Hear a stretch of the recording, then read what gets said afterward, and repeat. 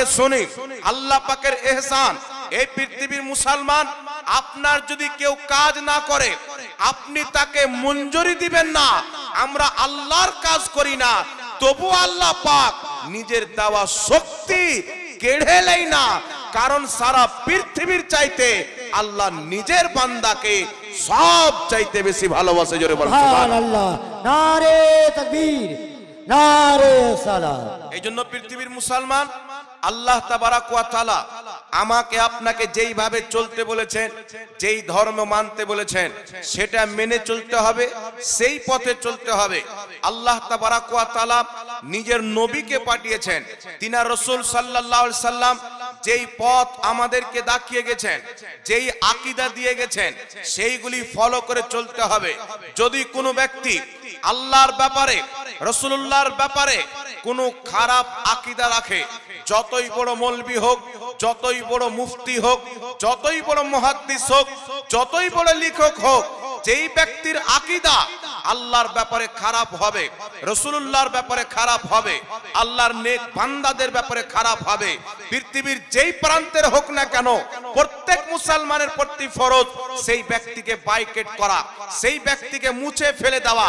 কারণ পৃথিবীর মানুষ, আল্লাহ তাবারাক ওয়া তাআলা একটি সিস্টেম করেছেন, মানব জাতিকে সৃষ্টি করেছেন, কুল কায়নাতকে সৃষ্টি করে সব চাইতে বেশি সম্মান নিজের নবীগণকে দান করেছেন।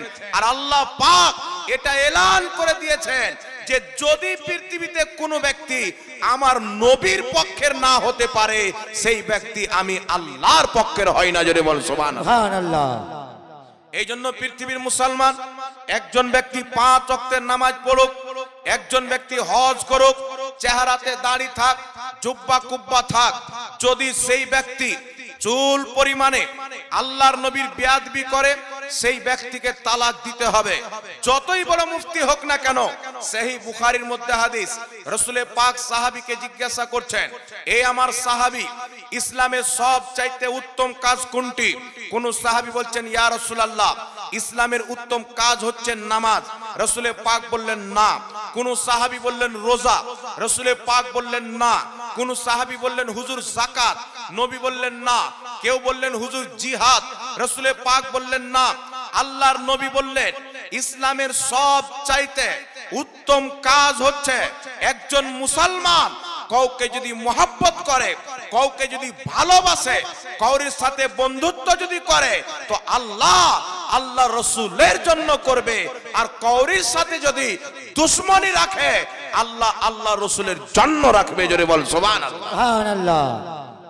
আপনি কাউকে ভালোবাসবেন আল্লাহ রাসূলের জন্য, কাউরির সাথে বন্ধুত্ব করবেন আল্লাহ রাসূলের জন্য, দুশমনি করবেন আল্লাহ রাসূলের জন্য। একজন মুসলমানের প্রতি দায়িত্ব হচ্ছে নিজের নফসকে কুরবান করে আল্লাহ রাসূলের পাকের সামনে নিজের নফসকে কুরবান করে সেই ব্যক্তি নিজের আকীদা রাখবে। যেমন আপনার মাকে কেউ যদি গালি দেয়, তার সাথে সম্পর্ক বিচ্ছেদ করে নেন। যদি আপনার বাপকে কেউ গালি দেয়, তার সাথে সম্পর্ক বিচ্ছেদ করে নেন। যদি আপনাকে কেউ গালি দেয়, তার সাথে সম্পর্ক আপনি বিচ্ছেদ করে নেন। এই পৃথিবীর মানুষ আপনার বাপকে গালি দেনেওয়ালা, আপনার মাকে গালি দেনেওয়ালা, আপনার স্ত্রীকে গালি দেনেওয়ালা, আপনার ছেলে মেয়েকে গালি দেনেওয়ালার সাথে যতই নিকটের ব্যক্তি হোক না কেন, আপন চাচা যদি হয় সম্পর্ক বিচ্ছেদ করে নেন, আপন গ্রামবাসী যদি হয় তার সাথে সম্পর্ক কাট করে দেন। তো আপনাকে বুঝতে হবে এই পৃথিবীর মাটিতে মৌলবী রূপে হোক বা পুরোহিত রূপে হোক, যে কোন রূপে হোক না কেন, যদি আমার নবী মুস্তাফার চুল পরিমাণে বেয়াদবি করে, তার সাথে সম্পর্ক বিচ্ছেদ করা প্রত্যেক মুসলমানের প্রতি নামাজ চাইতে বড় ফরজ। জোরে বলেন সুবহানাল্লাহ। নামাজ চাইতে বড় ফরজ, কারণ নামাজ চাইতে বড় জিনিস হচ্ছে ঈমান। ঈমান যদি থাকে তবেই নামাজ ফরজ হবে। নৌকা যদি না থাকে চড়বেন কিসে? নৌকা যদি না থাকে তো চড়বেন কিসে? বলার উদ্দেশ্য হচ্ছে পৃথিবীর মুসলমান যুগ যুগ থেকে উলামায়ে কেরাম, সাহাবায়ে কেরাম পৃথিবীকে একটা মেসেজ দিয়েছেন, এমন কি যে আল্লাহ পাক কুরআন পাকে মেসেজ দিয়েছেন। শুনেন মুসলমান, তাফসিরে নিশাপুরীর মধ্যে একটি হাদিস লিপিবদ্ধ রয়েছে। হযরতে আব্দুল্লাহ ইবনে আব্বাস বর্ণনা করছেন। কি বর্ণনা করছেন? একজন ব্যক্তি 5 ওয়াক্তের নামাজ পড়তো, যুদ্ধের ময়দানে জিহাদ করতে যেত, কিন্তু নবীর জামানায় একজন ব্যক্তির উটনি হারিয়ে গেল। আমার আপনার নবী বললেন উমুকের উটনি উমুক জায়গাতে রয়েছেন। তো একজন নামাজি ব্যক্তি, জিহাদ করনেওয়ালা ব্যক্তি পার্সোনালি গিয়ে বলছেন যে মুহাম্মদ বলছেন উমুকের উটনি উমুক জায়গাতে রয়েছেন। মুহাম্মদ কি গায়েব জানে? ও তো গায়েবের খবর জানে না। ও কি করে বলতে পারে উমুকের উটনি উমুক জায়গাতে আছেন? আল্লাহ তাবারাক ওয়া তাআলা সঙ্গে সঙ্গে জিবরিলকে আয়াত দিয়ে পাঠালেন। আল্লাহ কোরআন পাকের আয়াত দিয়ে পাঠালেন, ওয়ালা ইন সাআলতাহুম লা ইয়াকুলুন্না ইন্নামা কুন্না নাখুদু ওয়া নালআবু কুল আবিল্লাহি ওয়া আয়াতিহি ওয়া রাসূলিহি কুনতুম তাস্তাহজিউন। আল্লাহ তাবারাক ওয়া তাআলা বলছেন নবী, যেই ব্যক্তি বলেছে মুহাম্মদকে গায়বের খবর নাই, সে কি করে বলতে পারে উমুকের উমুক জায়গাতে রয়েছেন? তাকে যদি জিজ্ঞাসা করা হয় তুমি কি এই কথা বলেছো, সেই লোকটি বলবে আমি তো মাজাক করতেছিলাম, আমি তো ঠাট্টা করতেছিলাম।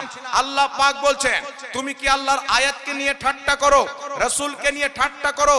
লা তাতাজিরু কাদ কাফারতুম বাদা ঈমানিকুম। বাহানা করিও না, তুমি ঈমান আনার পর আমার নবীর বেয়াদবি করার কারণে কাফির হয়ে গেছো। জোরে বল সুবহানাল্লাহ। সুবহানাল্লাহ। তুমি ঈমান আনার পর, মুসলমান হওয়ার পর 5 ওয়াক্তের নামাজ আমার মতন মুফতির পিছনে নয়, এই মাদ্রাসার শিক্ষক আলিমদের পিছনে নয়, নবীদের ইমাম মুহাম্মদ রাসূলুল্লাহর পিছনে 5 ওয়াক্তের নামাজ পড়তো, যুদ্ধের ময়দানে যেত। কিন্তু আল্লাহ পাক কি বললেন? লা তাতাজিরু, বাহানা করিও না, কাদ কাফারতুম, তুমি কাফির হয়ে গেছো, বাদা ঈমানিকুম, ঈমান আনার পর। এই কোরআন পাক আমাদেরকে মেসেজ দিয়েছেন, একজন ব্যক্তি যদি 5 ওয়াক্তের নামাজ পড়ে, কুরবানি দেয়, জানাজা পড়ে, কাফন দাফন দেয়, সব যদি তার মুসলমান থাকে আর তার কলবের মধ্যে যদি নবীর আদব না থাকে, 5 ওয়াক্তের নামাজ পড়লেও সেই ব্যক্তি কাফির হবে, মুসলমান হবে না। হজ করলেও কাফির হবে, মুসলমান হবে না। কারণ 5 ওয়াক্তের নামাজ পড়া এটা ঈমানদার হওয়ার আলামত নয়। ঈমানদার হওয়ার আলামত হচ্ছে নিজের অন্তরে মুহাম্মদ রাসূলুল্লাহর সচ্চা পাক্কা মহব্বত এবং আদব রাখার নাম। নারে তাকবীর, নারে সালাত। এই জন্য পৃথিবীর মুসলমান বর্তমান জামানাতে এত রকমের ফিতনা ফাসাদের মধ্যে আপনি কি করে চিনবেন যে কোন দিকে গেলে আমি জান্নাতে যাব, কোন পথে থাকলে আমি সঠিক পথে যাব? আজ ঝগড়া বিরাদর ইসলাম এটা নিয়ে নয়। কেউ আপনার নামাজকে নিয়ে তুলা মিলে লেগে আছে, কেউ মিলাদকে নিয়ে লেগে আছে, আমলকে নিয়ে লেগে আছে। আমার বক্তব্য হচ্ছে যদি ঈমান না থাকে আপনি আমল নিয়ে কি করবেন? ঈমান